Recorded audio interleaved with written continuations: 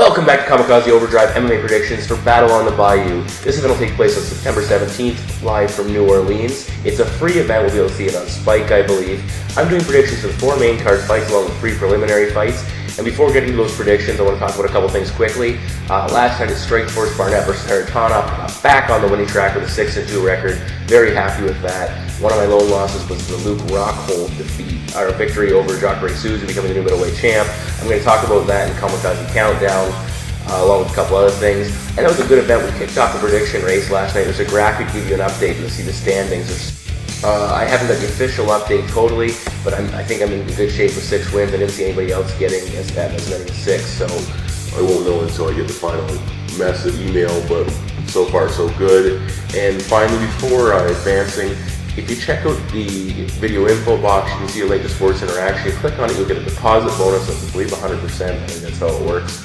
To sign up and bet on MMA. They're still working on their Strikeforce prediction betting options, but definitely UFC, they're covering better, offering a lot of different options and letting you parlay just about anything together, which is a bonus compared to other websites. So please check them out. It also supports Kamikaze Overdrive a little bit, and I appreciate that greatly. As always, please feel free to comment on anything you see here. Make them intelligent comments. Again, I can't stress that enough. And I'd like a quick shout out to Jaguar Sound Blaster, who, first guy to come on and say it was good for me to get back to 6-2, so I appreciate that. And let's get to the first picks. Alright, so I've got 3 preliminary picks I'm going to provide you with quick predictions for. Again, if I don't do a preliminary prediction for another fight, it's because I just didn't feel confident coming up with an outcome with limited research. The first one's Daniel Roberts versus TJ Waldberger. Both guys are grapplers, predominantly submission men. That's where most of their wins come from. They're both BJJ purple belts. Roberts did not look good against Richie Antonino in his last fight. He's lost 2 in a row. Waldberger lost his last fight to Johnny Hendricks. Now going back to Roberts, he did take his fight with Antonino at short notice. I look at these 2 guys, and what I see is Waldberger slightly bigger, younger, and I would expect, I think he's going to get the better of this. He does have issues with being knocked out, but Roberts has never knocked anyone out in his career. So I'm going to take TJ Waldberger to grind out a fairly uneventful decision victory over Daniel Roberts. Secondly, Evan Dunham versus Shamar Bailey. Shamar Bailey, you saw him on the show. He debuted with the win over Clay Harbinson on the undercard of the finale. Evan Dunham, he's been out for a little bit. He's riding a 2-fight losing streak, or slumping through a 2-fight losing streak, dropping that decision to Sean Shirkin and being knocked out definitively by Melvin Gillard. I think in this fight, Evan Dunham is going to use his grappling to get back on track and form Shamar Bailey. I just don't, Bailey, it's hard because he hasn't, we don't know a lot about the kid, but I'm going to take Evan Dunham here to, again, grind out. You might submit him, but I'm going to take him to grind out a decision victory with his grappling. And finally, Wagner Hosha against Cody McKenzie. Both guys are submissions. Hosha's a black belt. He lost his debut against Donald Cerrone. And in that fight, Cerrone refused it, didn't want to go to the ground with him. I think it's a pretty good indication of how good Hosha is on the mat. Cody McKenzie, he's a one-trick pony. He's 12-1. He's fought lesser competition. He lost his debut to Eve Edwards via submission. He does have that McKenzie guillotine he likes to use. But I think he's going to be outclassed on the ground if he goes to the mat with Hosha. I don't think his striking's that good. Hosha isn't that stellar either, but I think Hosha will get the fight to the mat. McKenzie's kind of made the statement that he doesn't know a lot about Hosha, and he knows he's a good grappler, but he's going to go in there and beat him. Well, I'm going to take Hosha on the mat to submit Cody McKenzie and win that fight and get his first UFC victory. So those are my 3 predictions for the prelims. Let's get to the main card. We open the main card up in the middleweight division. It's 15-5 Alan the Talent Belcher will take on 26-14 Jason the Athlete McDonald. The athlete earned a submission win in his return from a brutal leg injury. Well, Belcher has been out for almost 16 months, but he is riding a 2-fight winning streak. Now let's start off simple. These 2 have combined for 7 UFC fight bonuses, so there's a good chance we can see some extra money handed out to one or both fighters at the end of this bout. McDonald's a BJJ black belt. He's earned 19 of his 25 career wins by submission, including 4 in the octagon. His ground game is slick. Statistically, Fight Metric doesn't show this. He only completes 18% of his takedown attempts. His takedown D is below average at 35%, but on the positive side, he averages just over 2 submission attempts per fight. Against Ryan Jensen, he grabbed a single leg but wasn't able to complete a clean takedown, but he did eventually get the fight to the mat and secured the triangle choke. Now, Jason doesn't possess an explosive shot and will rely on the clinch or his opponent's takedown to get the fight to the mat. Alan Belcher, he's a purple belt, and he has a number of submission wins. He's no slouch on the ground, but if McDonald is able to get a dominant position, Belcher could be in trouble. Now, Belcher has had issues with being taken down in his UFC career. He has 5 fights where he's suffered multiple takedowns, including 2 occasions where he was taken down 5 times. But in those fights, he has a record of 3-2, and one of those defeats was the close split decision loss to Yoshihiro Akiyama. What this tells me is that he can defend himself off his back, and against both Dennis Kang and Patrick Cote, they had success early taking him down, but Allen eventually caught them in submissions. One of his best defensive techniques is the butterfly guard. He will elevate his opponent, put his feet on their thighs or hips, and push them off. When the fight is standing, the advantage swings right back to Alan Belcher. He trains under vaunted striking coach Duke Rufus, developing his Muay Thai. Against Cote, he relied heavily on his kicking game, and he landed several low kicks against Akiyama, which had him limping as the damage began to pile up. In that fight, he used a push kick to set up his low kicks. Akiyama would backpedal to avoid his advances, and Belcher would deliver a perfectly timed kick. His hands are solid, he doesn't wind up when he throws his punches, and he will work them in combination with his kicks. Jason McDonald's striking is okay, and he will have a 5-inch reach advantage, but his history with good strikers isn't great. He got brutalized by Rich Franklin and Nate Quarry, and lost the majority of the striking exchanges against Yushin Okami and Wilson Gouveia. He has 3 career knockouts over opponents known more for their grappling, and he himself has been knocked out 5 times. My biggest concern will be the long layoff for Belcher and the potential ring rust. But he is the younger fighter by far, and I anticipate that it won't take him long to regain his confidence. I like Jason McDonald, and he always comes to fight, and my prediction is Alan Belcher to emerge victorious via stoppage. In the UFC featherweight division, Ultimate Fighter 12 winner Jonathan Brookins, 13-3, will battle Eric Newbreed Koch, 12-1. Brookins has suffered a couple of injuries and as a result has not had a follow-up fight after winning the Ultimate Fighter, while Koch has won 3 in a row, including an impressive knockout in his UFC debut. Jonathan Brookins, he won the Ultimate Fighter as a lightweight, but he has since dropped down to 145. Now with the drop, the wrestling skills that carried him to victory on the show should be further enhanced. Brookins, he doesn't possess the physique of a wrestler like Chad Mendes, but he works very well with what he has. His 2 primary ways of getting his opponent to the mat are the traditional single leg takedown and the much flashier lateral drop. He likes to shoot the single from a distance using his speed and agility to take his opponent down, or if that fails, he will use the cage and lift his opponent's leg as high as possible, taking away their balance. On the show, he demonstrated the lateral drop a number of times, effectively putting his opponent on the mat and himself in a dominant position. When he gets the fight to the ground, he's immediately a purple belt, with the majority of his wins by submission. Now, Eric Koch's submission totals are also pretty good at 7, and with the exception of the Chad Mendes fight, he has demonstrated impressive takedown defense. Against Mendes, Koch suffered 6 takedowns and his only career defeat, while in his other 4 bouts under the Zuffa banner, Koch shut down 100% of his opponent's attempts. When Koch took on Rafael Sunsao, he came out with a wide stance in anticipation of the takedown. Against Brookins, I would expect a similar approach. Koch likes to fight from a distance, so should Brookins shoot for a single leg, I anticipate Koch being able to avoid it. If Eric is able to keep the fight standing, I give him a significant edge, as Brookins' striking is a real liability. Offensively, he appears awkward and doesn't seem to have a lot behind his punches. Defensively, he has a lot of issues, as we saw in the opening round against Michael Johnson. Brookins stands straight up and down, holding his head in a similar fashion, which leaves his jaw exposed, and to top it off, he keeps his hands very low. As a result, Johnson dominated the opening round with his striking. When Johnson's gas tank began to fail and his ability to stuff Brookins' takedown attempts disappeared, we saw a dramatic change in the fight. I anticipate that Koch will be able to duplicate what Johnson did in the opening round over a longer period of time. He has a lightning-fast jab and showed some serious power when he knocked out Sunsao as he came forward looking to clinch. Adding to his hands, Koch has heavy low kicks and has also recorded a victory via head kick. I would expect that Brookins will put in work to fix some of the holes in his game, but I'm also going to base my prediction on what I do know.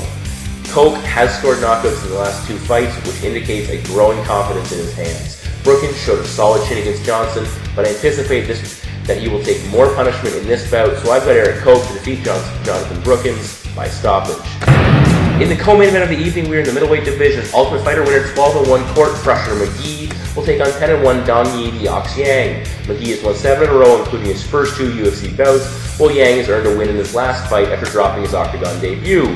When attempting to research this fight, I found limited footage of Yang. I managed to find his win over Rob Kimmons, but was unable to locate the video I really wanted to watch, which was his first career defeat against Chris Camozzi. Nonetheless, I was able to look at the statistical breakdowns breakdown of that fight and read a couple of overviews. What I do know about the Korean top team member is that he has 9 career wins by TKO and has never been stopped. In the bout with Kimmins, he flashed a nice jab, showed decent leg kicks, and dropped them with a left hand. When he took Kimmins down, he was able to finish the fight with some good ground and pound. In the fight with Kamikaze, he completed 3 takedown attempts early, but went 0 for 2 with takedowns in the 3rd round. His striking is a little rough and not overly technical. In the later stages of the Kamikaze fight, he began to get wild with his punches, and in the footage that I've seen of Yang prior to his UFC debut, he was quite wild, attacking with inaccurate barrages of big looping punches. Court McGee enters this bout just like his opponent, having never been stopped in his career. He has 3 stoppage victories and 7 submissions. He has a background in karate, a 2-0 record as a boxer. He trains in wrestling and is a BJJ blue belt. In his last bout against Ryan Jensen, Court really struggled to get comfortable in the 1st round. His striking seemed stiff and he went 0 for 2 in takedowns, while Jensen succeeded with his lone takedown attempt. The key to Court's victory in that fight was his conditioning. When Jensen began to fade, McGee took complete control, outstriking Jensen 53-20, completing 2 takedowns and stuffing Jensen's attempts and eventually submitting him with an arm triangle. Looking back at McGee's time in the show, he seemed to be the type of fighter that was constantly learning and improving his skills. As a young guy, both in age and fight experience, I expect to see more and more from McGee every time he hits the cage. I anticipate that Court will use the struggles he had against Jensen as a learning experience and look to make the appropriate corrections.